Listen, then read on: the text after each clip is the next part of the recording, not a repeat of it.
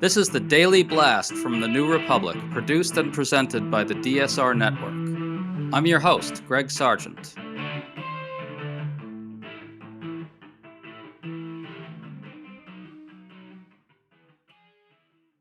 Donald Trump is furious over the news that Iran has walked away from the talks with the U.S. over the war. He unleashed some angry and strange quotes to CNBC that suggest he has no idea what to do, none at all. It's hard to escape the sense that we're in a new place with Trump's mental state. He seems caught in a loop, and he appears unable to think his way out of it. All this comes as Republicans are mounting a genuine stand against Trump's corrupt slush fund for insurrectionists because the politics of it are so terrible for them. As one plugged-in reporter put it, Republicans are screwed.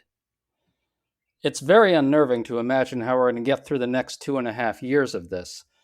Molly Jong Fast, the host of the Fast Politics podcast, has a great piece for the New Republic with editor Michael Tomasky on just this topic, so we're talking to Molly about all of it today. Molly, really nice to have you on. Thanks for having me. So on Monday, Iran announced it was walking away from the talks with the U.S. over Israeli attacks in Lebanon. Trump has lurched wildly back and forth over this. First, he said he doesn't care at all if the talks are on hold. Then he said he's personally intervened to get Israel to stop, and the talks are suddenly back on track, he says, and proceeding rapidly. Molly, before we get into the details here, do you believe Trump when he says everything's back on track? No. I don't know. I think what's happened is one of the functions of Trump, of this second term of Trumpism, is that Trump now has a world that fits his whatever he wants. So, surrounded by sycophants, people who don't tell him the truth. He also has people who are not telling him what's actually happening. I mean, I think about, we've been in this war for what, almost 3 months more, and when, he doesn't get a PDV the way a normal president would. So he gets, supposedly the reporting says he gets a video of things blowing up. So he doesn't have a great sense of what's happening on the ground. He's like a Fox News grandpa, except that he's running the country. Yeah, that's not ideal when you put it that way. Let's talk about what Trump is saying now. He talked to CNBC on Monday, and he was plainly livid over Iran pulling out. Let's go through some of these quotes. First, he says he doesn't care if the talks are done, saying, quote, "I don't care if they're over, honestly. I really don't care. I couldn't care less," close quote. Then he lurched into his usual stuff about how Iran can't get a nuke, and he said this, quote, "If they want to try and have a new nuclear weapon, I will blow them up to kingdom come," close quote. Molly, he's been saying for weeks and weeks and weeks that if Iran doesn't open the Strait of Hormuz on terms that are entirely favorable to him, on terms that he dictates entirely, then he will obliterate Iran. He'll wipe it off the map, and now he'll blow it to kingdom come. It's just over and over, right? It's really hard to escape the sense that he's just caught in this kind of weird mental loop. He just seems stuck to me. What do you think? Well, I mean, I think he's stuck. I mean, look, the Iranians are in a position that's 10 times better than they were before this whole thing started, because there had been the fear of them closing the strait, but no one actually thought, we hadn't seen how well it worked for them. And now we have, right? Gas prices are, Trump can't get the genie back in the bottle. So he wants gas prices to go down. He needs gas prices to go down. He has a midterm election spiraling towards him. He knows what happens when he loses the House, because he had that experience before. I mean, if you look at if the polls end up being right, he could lose the Senate too by a lot. And he could, the point, you need a certain number of senators to remove. I mean, it's unlikely, but it's not impossible. And when you're talking about places like Alaska and Texas being in play, I mean, right now it's 53-47, but there are like 7-8 seats that are in play. So there's a world where Trump where loses the House, loses the Senate, gets impeached, maybe gets removed. I mean, people are mad and the polls are bad. What I think is the most, I want to say, soul crushing part of this whole experience of watching Republicans, and I mean, I think Democrats have had problems too, but it's a little more complicated. But Republicans have like really just sold the entire country out, whereas Democrats have fought with each other. But the thing that's the most upsetting about Republicans selling each other out is and the country is that this group of Republicans, the YOLO caucus from last week, right? That it was in the Wall Street Journal yesterday, actually, the "You Only Live Once" caucus, the Republicans who have lost their seats or given them up because of Trump, and that's Tom Tillis, who decided not to run again. That's Bill Cassidy, who lost his primary. That's John Cornyn, who lost his primary. That in that is Mitch McConnell, who's just not running again because he's a million years old. And also in that are Collins and Murkowski, who have their own set of rules. And this YOLO caucus is really, really mad. And that's why we just have this breaking news that Trump may stop this weaponization fund, that this may be dead now. So that's because this crew is really mad. But this crew is not mad because Donald Trump is destroying our democracy. And they're not mad because of the war in Iran that has no purpose and has not been sold to the American people. They're mad because Trump is hurting their careers and chances of getting reelected. And so as disappointing as that is to me, it's also instructive because as we cruise into a midterm where these people, the Trumpism becomes less and less tenable as he gets underwater in more and more states, you see a world where 2 months into, 2 or 3 months into the between the sort of 28 cycle, people decide that they could impeach and remove him because they want to get reelected. And it comes back to this theory that really all these people care about is keeping their jobs. To stay up to date on all the news that you need to know, there's no better place than right here on the DSR network. And there's no better way to enjoy the DSR network than by becoming a member.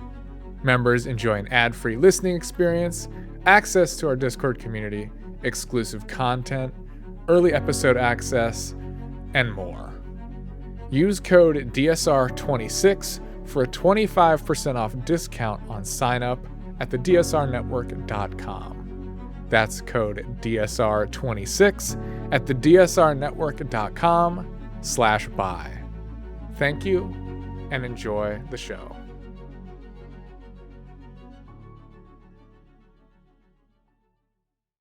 Yeah, it is interesting to center what's going to happen in the next cycle, because for a lot of these Republicans, whichever ones are here after the midterms anyway, they've got to now start thinking to themselves, what's going to happen over the remaining 2 years of his term, right? Like we're only, we're a year and a half in here. That's really not that far in, and things could get a lot worse, particularly if he really spirals out of control with Democrats in control of one or both chambers.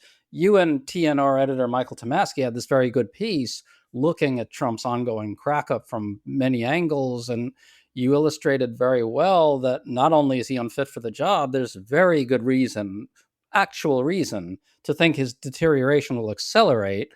And you talked about the unknowns ahead, and this was unnerving, right? There's ICE still getting enormously scaled up, new prison camps coming into existence, FBI Director Kash Patel promising new arrests, Trump wants to invade Cuba and Greenland, and that's just a partial list.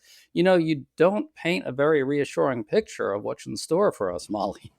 So Trump, I really do believe, and I think it's important when we cover this to realize that like Trump is the reason that every state is not Minnesota at this moment is not because Donald Trump has had an about face on immigration.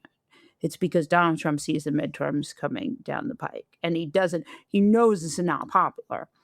And so I think he's got certainly an inability to steady himself, to prevent himself from doing things, to prevent himself from saying things. It feels like his frontal lobe is not as it's not firing on all four cylinders, and he is unable to not say stuff, right? Like he called the journalist a piggy, that kind of thing, quiet piggy. That kind of thing didn't happen in Trump's first term. He would fight with people, but it'd be in a very calculated way. He'd lose his temper, but he'd sort of figure out a way to spin it. So the question is, like, what does a Donald Trump that is not hemmed in by the midterms look like? And I think it looks a lot more like a country of Minnesota. It's a country like Nome lost her job because it was loud and it looked very corrupt and it was bad for business. But that doesn't mean that kind of corruption couldn't come back after the midterms. He just doesn't want to lose the House because he doesn't want to get impeached. Well, I want to go back to one other quote that Trump gave to CNBC because it goes to the core of a lot of this. He was talking about whether NATO will help reopen the Strait of Hormuz. He said this, quote, "We don't need them. We don't need NATO. They were very, very weak and very sad," close quote. So, Molly, like, this is just wildly unhinged stuff. A few weeks ago, he was raging at NATO and demanding that they help bail him out of the fiasco he created. But now everything is just all nonchalance. He doesn't really care how long it takes to reopen the strait. But the thing is, the strait remaining closed is absolutely crushing GOP chances in the midterms. There's a number where these people become brave. And that number is because they realize that they can't win.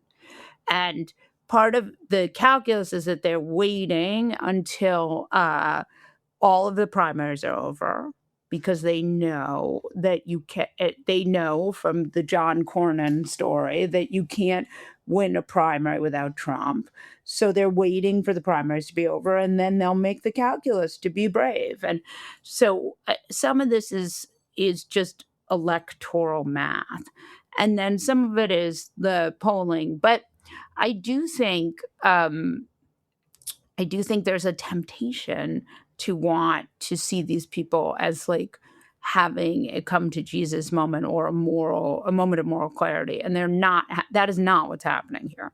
What's happening here is just the most craven calculus. Just to switch gears for a second here, you mentioned the weaponization fund, the slush fund, which is Trump's billion-dollar fund to dole out to allies, including the January Sixers. There are various reports saying that the White House may temporarily kill it. It's a little unclear exactly what's going on, but as of this moment, it looks like Senate Republicans are really unwilling to back it. The Republicans might try to pass language as part of reconciliation that will prevent any fund from being set up. A little unclear, but reporter Jake Sherman of Punchbowl News was quite unsparing about the situation Republicans are in. He said, quote, "Senate Republicans are absolutely screwed." And they really are, right? This is a very bad situation for Republicans. This thing is absolutely toxic. This was yet another example of Republicans really being forced to swallow the absolute political worst for Donald Trump. And it really looks like we've crossed a threshold where Republicans are experiencing a new level of frustration. Their frustration with him and the White House really seems to have boiled over. Is that too optimistic? Look, again, the idea is, are they so mad because it's morally reprehensible, or are they so mad because they see the polling that this is not popular? My guess, it's the latter, not the former, because they put RFK, the doctors, some of these senators are doctors, put RFK Jr. into health and human services, and he is now basically trying to change the vaccine schedule. So these people don't give a fuck about the American people. And they want, they want to get reelected, they want power. There's a whole alchemy here, but none of it is good for anyone. But the good news about this standing up to him is that if they're standing up for this, it means it's easier for them to stand up for other things. And as disappointing as this is, because it's, they've had many an opportunity to stand up, including, Mike Pence. Mike Pence said, I don't want that, they shouldn't fund the weaponization fund. They were trying to kill Mike Pence. Okay. Like they were hang Mike Pence was what they were chanting. So the idea that this, that this is a bridge too far, whatever. But I do think it's good. It's good that there's some spine, because Donald Trump is basically running roughshod over our government. And it's another moment to point out that this is not popular with the American people, like wildly unpopular, which is why these Republicans are standing up to him. And then the other thing is that American people are don't like this. It's not popular, but they're also much braver. And the people who have really been atrocious and appalling and just grotesque at every level have been our billionaire class, who have just been willing to do anything in order to get the regulatory approval they want. And so the people who used to pretend to be liberals, the Elon Musks and the Jeff Bezoses and the very, very, very wealthy, have just shown us that they are not only not good stewards of our mainstream media, but they are also just truly atrocious people who should not have any say in anything that happens in our government. 100% agree. Just to spool this out from here. So most likely Democrats win the House. Maybe they win the Senate. It's in play now, but who knows what things look like in 5 months. But there's an actual chance. It's most likely one or both chambers flip control. And at that point, Molly, Republicans are going to be even more frustrated and angry because Trump will have fucked them, right? He will have fucked them. We're at $5 gas. We're seeing the supply is starting to, there's some supply that is keeping the prices down. Eventually, we're going to see another spike in gas prices. And what is the number that kills the Republican Party? Is it $6 gas? Is it $7 gas? That's really the question. These are people who voted for Trump on two things, right? Trump said he's going to make things cheaper. He's going to stop having foreign wars. So he's had a foreign war that's made things more expensive. There's no historical precedent for a guy who gets elected and just does exactly the opposite of what he's going to say. It's one thing to run for office and say, I'm going to do this, and then not be able to do it. But at least you're sort of trying. That was the Biden story, right? They wanted to bring back manufacturing. It was a heavy lift. They tried. They couldn't necessarily do. They wanted to get Netanyahu under control. They couldn't, but you could see they were trying. This is like, I'm going to make things cheaper. Whoops, no, that I'm just doing whatever I want. So, instead I'm going to build a triumphal arch in the middle of Washington, D.C. Like that, this sort of Marie Antoinette style governing it while your people are going to food banks and can't afford to fill up their cars. Like there's a number where that just becomes toxic politics for the Republicans. And on top of that all, just sort of typifying what you're saying or capturing what you're saying perfectly, he's out there saying, I don't care how long it lasts. Right. And Trump has had this thing where he can defy political gravity, but he really wasn't defying. The one thing I would say is like he was defying his own gravity, right? Like he got indicted, but he was still popular. But he wasn't defying like actual political gravity, like inflation, and that's what we're seeing now is like the nuts and bolts of like wheat prices and beef prices and the prices from the tariff, the trade wars. That stuff is real political gravity, and he doesn't have an answer for it. Even a really skilled politician would suffer with this. And what Trump has is charisma and an ability to communicate. And the thing that I think is worth realizing is the reason he's building this amphitheater behind the White House is because he thinks that if he can get in the culture, he can get the low frequency voters out. But what he doesn't realize is you get one bite of that apple. You don't get to say, like, yeah, gas is 3 times more expensive, but, trust me, I'm doing a war that none of you want. Exactly. I really don't think the fight's going to help him. I think it's going to only hurt him because it just sort of smacks of this self-idolatry and this building of monuments to himself and the kind of Marie Antoinette vibe you're talking about. Molly Jong-Fast, so nice to have you on finally. Thanks for coming on. Thank you. Have me back. It's really fun, and I'm happy to be here.